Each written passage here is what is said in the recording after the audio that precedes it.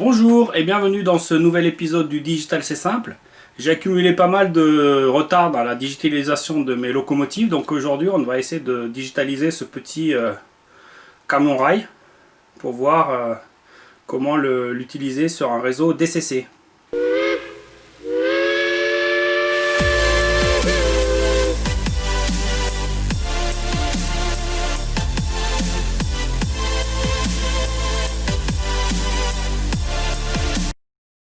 Dans l'épisode précédent, numéro 30, nous avons vu en détail comment on pouvait digitaliser une locomotive.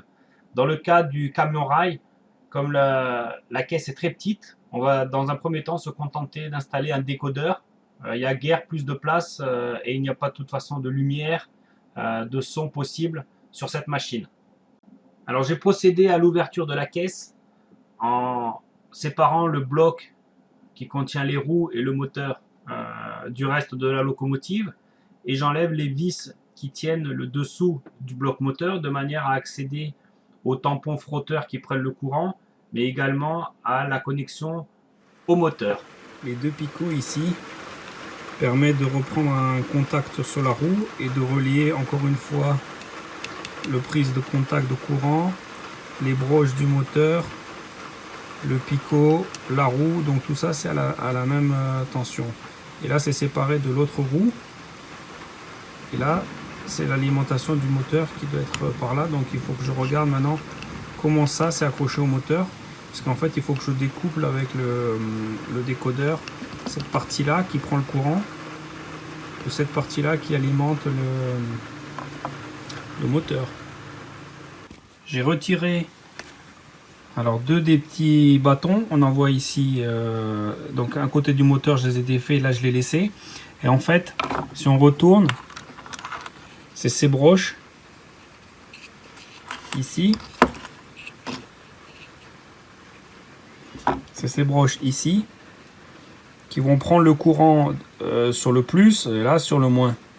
Donc en fait, il faut que je les enlève pour complètement déconnecter l'alimentation de la voie qui sera sur ce morceau de ferraille et sur lequel je vais aller souder mon fil d'alimentation track plus track moins là, et de l'autre côté il faut que j'aille souder sous le moteur sur chacune des deux pattes.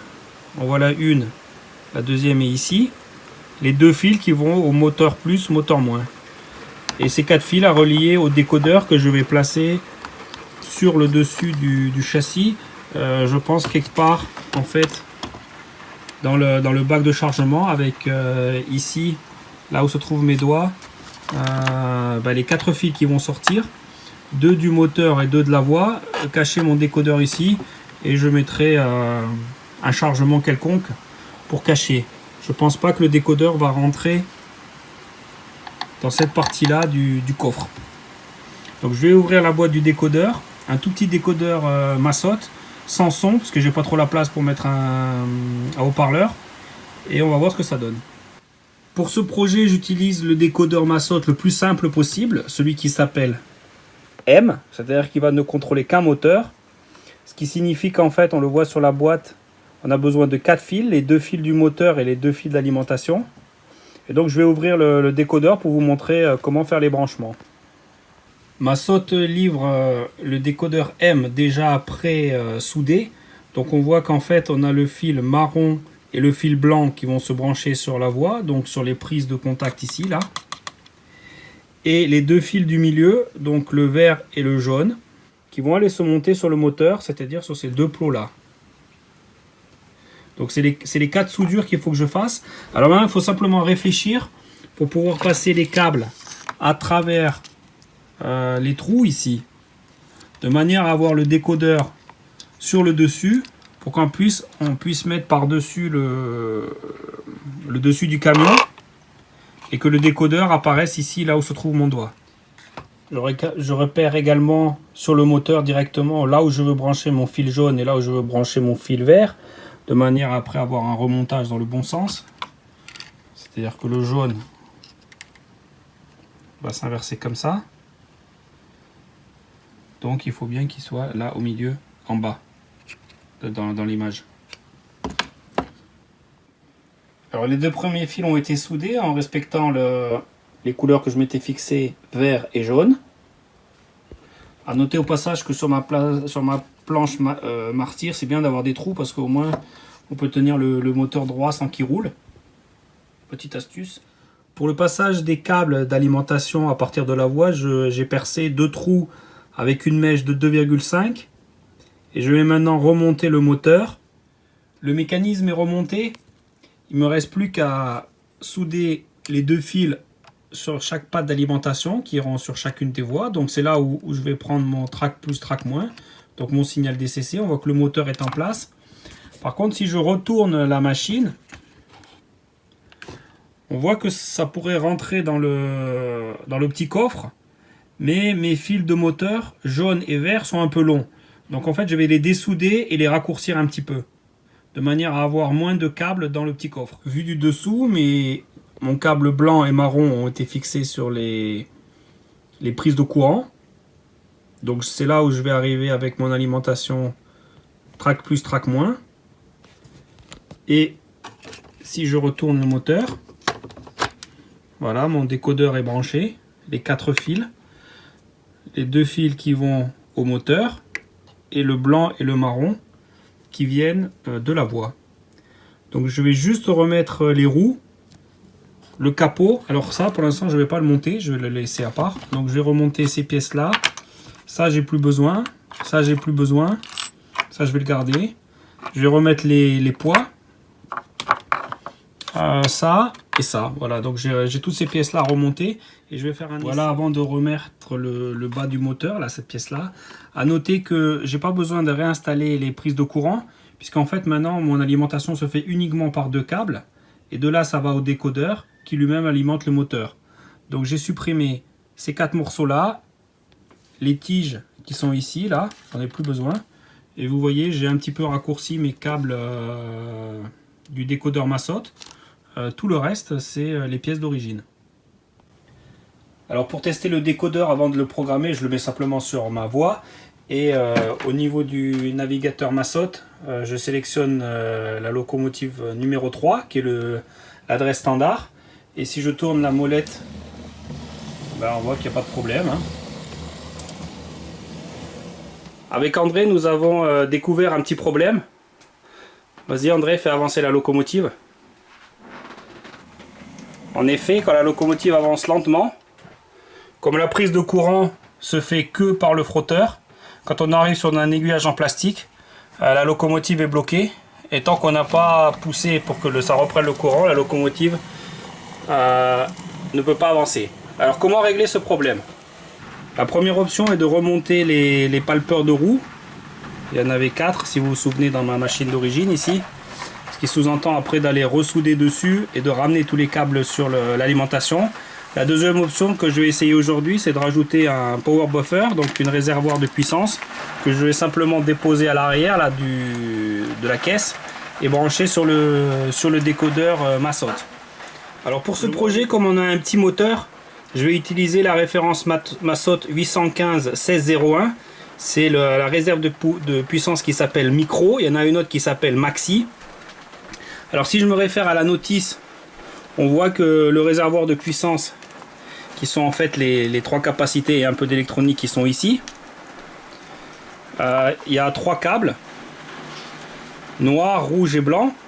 Et si on regarde le schéma de montage, en fait il faut brancher le rouge sur décodeur plus, c'est-à-dire sur le deck plus, décodeur moins c'est le grand, et on verra que pour couper le power buffer quand on fait la programmation, il faut utiliser la sortie A5. Donc si je me reporte à la notice Massot de mon petit décodeur M, ça veut dire qu'il faut que j'aille souder sur la patte grande, ça c'est mon décodeur moins, et sur la patte plus, décodeur plus. Et dans la réalité, voilà, c'est sur les 2 pattes sur lesquelles il faut que j'aille travailler, celle-ci en haut et celle-ci en bas. Tout le reste je touche pas et je vais laisser le plastique pour protéger. Ensuite, sur ce décodeur Massot M, l'avantage de la nouvelle génération, c'est qu'il y a donc la sortie A5 qui va servir d'interrupteur pour débrancher le power buffer pendant la programmation. s'il n'y avait pas cette sortie A5 qui contrôle le power buffer, il faudrait utiliser cet interrupteur pour déconnecter le câble rouge ou bleu, je me souviens plus. Mais nous on a de la chance puisque le A5 existe. C'est le deuxième plot en partant du bas sur le décodeur ici, et donc il me reste plus qu'à souder mon fil blanc et mon power buffer sera installé. Voilà, j'ai remonté le power buffer. Donc j'ai laissé le décodeur dans son coffre. Le power buffer, je l'ai mis à l'arrière. Après, je le cacherai avec une bâche ou quelque chose comme ça quand je serai à ce stade-là. Pour l'instant, mon fidèle assistant André va nous le faire avancer à toute petite vitesse, c'est-à-dire au décodeur 3-4. Pas plus. Là, on voit que ça passe bien. On va s'arrêter, André. On va le repasser dans l'autre sens, à vitesse 2. Pour montrer que quand on va très lentement, même sur l'aiguillage où la prise de courant ne masse pas, aucun souci, aucun arrêt. Le camion rail fonctionne parfaitement. Quelques jours après la réalisation des premières images et de la digitalisation de la locomotive, en faisant le montage, je me suis rendu compte qu'il était complètement ridicule ici au niveau des roues de ne pas utiliser les frotteurs pour assurer une réalimentation à partir de cette roue là vers les plots qui sont ici là, sur lesquels sont fixés mes câbles de prise de courant DCC. Pour cette roue là, ça risque d'être un peu difficile parce qu'on voit que le câble marron passe juste au milieu, donc je suis pas sûr que je vais pouvoir l'intégrer, mais je vais au moins essayer de refaire une prise de courant ici, éventuellement de m'affranchir in fine du power buffer. Il est installé sur la locomotive, mais ça ne pourrait qu'aider. Le remontage ne pose pas de problème, donc on voit ici que j'ai remis 1, 2, 3, 4 frotteurs de roues et le petit morceau de ferraille qui relie donc les 3 points de manière à ce que ici ce câble qui va ensuite aller au décodeur peut être alimenté soit par le frotteur, soit par la première roue, soit par la deuxième roue.